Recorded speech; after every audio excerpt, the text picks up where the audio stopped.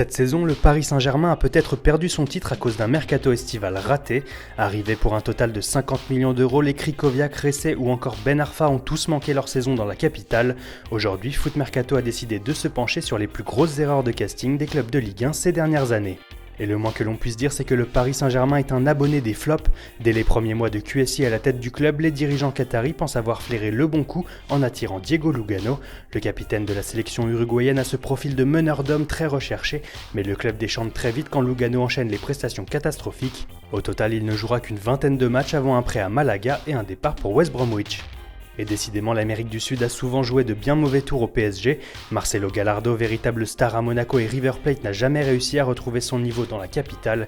Carlos Bueno, lui, ne dispute qu'une quinzaine de matchs en 2 ans, entre 2005 et 2007.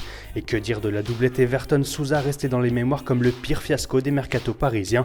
En 2008, et pour un peu plus de 6 millions d'euros, le PSG pensait tenir 2 futurs cracks dans la lignée de Ronaldinho. Il n'en sera rien et les deux hommes tombent vite dans l'anonymat alors que le club se sauve in extremis d'une descente en Ligue 2. Difficile aussi pour les supporters d'oublier Mateja Kezman. L'ancien buteur de Chelsea aura réussi à marquer les esprits mais pas par ses buts. Après une série de mauvaises performances, il se permet de jeter son maillot sur le terrain sous les sifflets du Parc des Princes alors qu'il est en train d'être remplacé. Un joli coup de sang qui lui vaudra notamment le ballon de plomb récompensant le flop de la saison cette année-là. Et après les erreurs de casting, il y a aussi les gâchis incompréhensibles comme Sergueï Semak, épatant en Russie à l'image de son triplé marqué contre le PSG en Coupe d'Europe, mais pourtant incapable de s'adapter à la Ligue 1 où il ne passera que quelques mois. Hakan Yakin, lui, s'attardera encore moins. La star suisse débarque à l'été 2003 comme remplaçant de Ronaldinho, mais il ne portera jamais le maillot parisien. Arrivé à court de forme, il part se soigner d'une hernie non diagnostiquée par le club dans son pays natal sans l'accord du PSG, seulement 2 semaines après sa présentation. Son entraîneur Vaid Halilhodžić et la direction du PSG sont fous de rage et annoncent son renvoi le 19 août, 3 semaines après sa signature. Allez, on laisse Paris tranquille pour découvrir les flops du reste de l'Hexagone. Chez le rival marseillais, beaucoup de ratés aussi à signaler sur le mercato ces dernières saisons. S'il faut choisir, nous retiendrons l'énigmatique défenseur argentin Juan Ángel Krupoviesa et le pauvre japonais Koji Nakata, dont le public ne retient qu'une seule action symbolisant parfaitement son passage en France. C'était à Geoffroy Guichard et Nakata nous offrait la séquence la plus risible de la saison, sous la neige, lui qui n'avait jamais connu pareilles conditions dans son pays.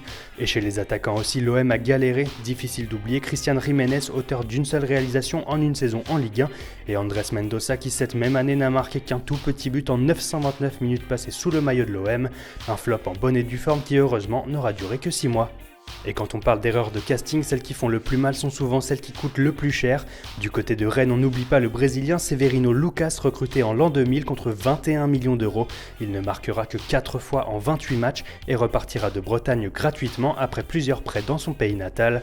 Arrivé en même temps du côté de Rennes, Mario Hector Tourdo a réussi à faire pire avec 3 réalisations en 19 matchs après un transfert de 12 millions d'euros. Au total, Rennes aura donc payé 33 millions d'euros pour 7 petits buts de ces deux Sud-Américains, une bien belle galère. Mais c'est à Lyon que les flops ont sûrement coûté le plus cher. À la fin des années fastes de l'OL, Jean-Michel Aulas casse sa tirelire pour recruter les meilleurs joueurs du championnat. Le Niçois Ederson débarque contre 15 millions d'euros, mais il ne s'impose jamais vraiment. Kader Keita, lui, coûte 18 millions d'euros au club rhodanien et reste encore aujourd'hui une énigme pour les supporters. Et que dire du gouffre financier de l'opération Yoann Gourcuff? L'ancien Bordelais débarque dans le Rhône après le fiasco des Bleus à Naïsna. L'OL compte sur lui sur le plan marketing. Il faut dire que Gourcuff est alors l'égérie de l'équipementier lyonnais Adidas, mais après un transfert de plus de 20 millions d'euros et une présentation en grande pompe, le milieu offensif enchaîne les blessures. Pendant 5 ans, la direction lyonnaise traînera son lourd salaire comme un véritable fardeau et le joueur part finalement en 2015 sans rapporter le moindre centime. L'OL qui aura également souvent croisé le fer avec son rival stéphanois sur le mercato sans grand succès. On retient notamment l'exemple de Frédéric Piquion qui était allé au clash avec la direction des Verts en 2007 pour signer à l'OL.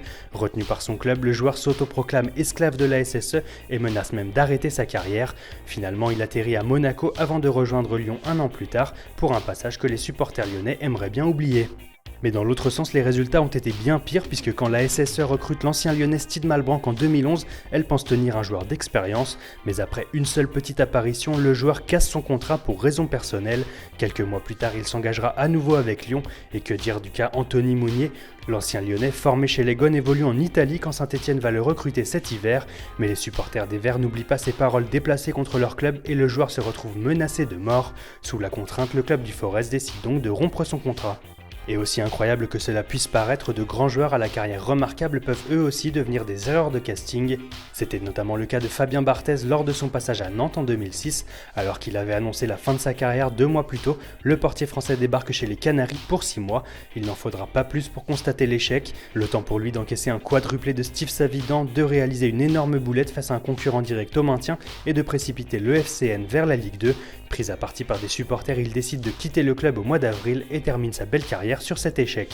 Du côté de l'AS Monaco, on aime les attaquants prestigieux, mais les résultats sont rarement au rendez-vous.